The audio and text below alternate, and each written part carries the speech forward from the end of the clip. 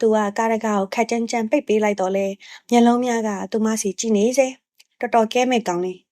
သို့တော့ကားတော့ဖွင့်၍စနိုးလိုက်ချိန်မှာပင်နှောင်းဤအာယုံထဲမှထိုကောင်ကလေးထွက်သွားပြီးဖြစ်သည်မျိုးစီအားစားလာတဲ့သမီးစပွဲပေါ်မှာဟုတ်ကဲ့မမေကိုပါဆယ်တော့ပေးထားခဲ့ပြီးနောက်အခန်းထဲသို့အပြေးလွှားဝင်လာခဲ့သည်